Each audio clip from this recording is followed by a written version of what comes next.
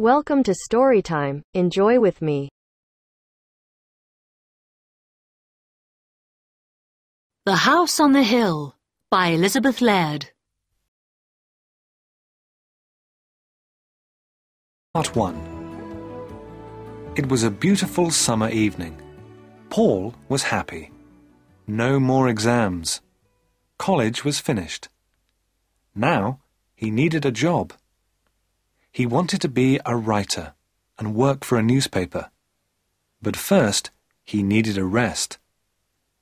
It was hot in the house. There was no wind.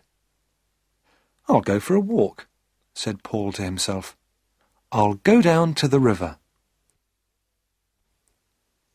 Paul lived in a small town, and he was soon outside in the country. He walked near the river and watched the water birds. Suddenly, he saw the girl. She was standing alone, looking into the water. She was young and very beautiful. She had long dark hair, and she was wearing a pretty white dress. Paul went up to her. "Hello," he said. "What's your name?" "I'm Maria," she said, and she smiled at him. Paul and Maria talked for a long time. The sun went down. It was nearly dark. "I must go home," said Maria. "Where do you live?" asked Paul. "In the big white house on the hill," said Maria. "Where do you live?" "In the little brown house near the market," said Paul. They laughed. But Paul was sad. The house on the hill was big and important. Maria was rich, and he was poor, and Paul was in love.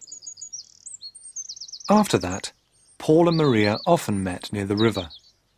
Maria always wore beautiful clothes. She always looked lovely. Paul thought about Maria all day and every day. One evening, Paul said, "Listen, Maria, I've written a poem about you." He took a piece of paper from his pocket and read the poem. "I met her in the evening by the riverside. Her dress was creamy white, and her hair with ribbon tied.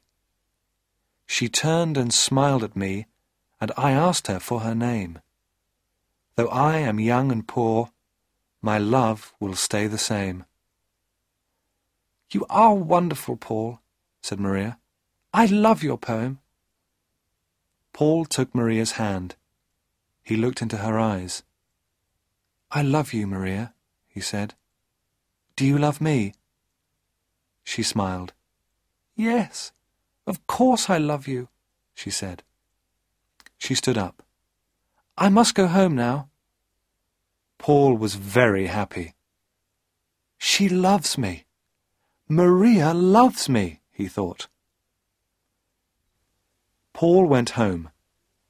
The little brown house was small and poor, but it was always clean and tidy. Paul lived alone with his mother. His father was dead. That evening, his mother watched him. "What's happened, Paul?" she asked. "Why are you so happy?" "Oh, it's nothing, Mother," said Paul. His mother smiled. "He's in love," she thought. The next day, Paul and Maria met again by the river. Maria looked sad, but Paul did not notice. He took her hand. "Maria," he said, "I am poor now, but one day I am going to be a famous writer." Maria said nothing. "Will you marry me, Maria? Say yes. We will be so happy and—" He stopped. Maria looked at him for a moment. There were tears in her eyes. Slowly, she shook her head. Then she turned and ran away. "Maria!" shouted Paul. But Maria had gone. Paul went home slowly. He did not understand Maria. "What is wrong?" he thought. "She loves me, doesn't she?" His mother was waiting for him. She saw his face. "Oh, poor boy," she thought. "The girl doesn't love him." Paul and his mother ate their supper in silence. Suddenly, somebody knocked on the door. Paul opened it. A man in a servant's uniform stood outside. "I'm from the house on the hill," he said. "My mistress wants to see Paul." "Oh, that's me," said Paul. "Can you come with me now?" said the servant. "Yes," said Paul. He was excited. "Perhaps Maria has changed her mind," he thought. "Perhaps she does want to marry me." Paul's mother stood at the door of the house. She watched Paul and the servant. "The house on the hill," she said to herself. "I know those people. A rich old woman and her beautiful daughter. My poor son." It was not far to the house on the hill. The servant took Paul up the wide steps and into the house. Paul was excited, and his heart was beating fast. Everything was rich and grand. There were beautiful carpets, pictures and mirrors. Paul saw himself in a mirror. He looked terrible. This place was so rich, and he looked so poor. The servant opened a door. Paul went inside. An old lady was sitting in a big chair. Maria stood behind her. The old woman was ugly. Her eyes were small and cold, and her mouth was thin and hard. Her old hands were covered with big rings. She looked proud and angry. Paul looked at the old woman, then at Maria. "What an ugly old woman," he thought. "Is she Maria's mother?" "So, you want to marry my daughter?" the old woman said. Her voice was hard. Paul looked at her bravely.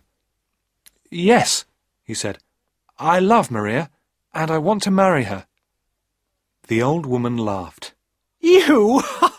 A poor student? No money, no father, nothing? My daughter will never marry you."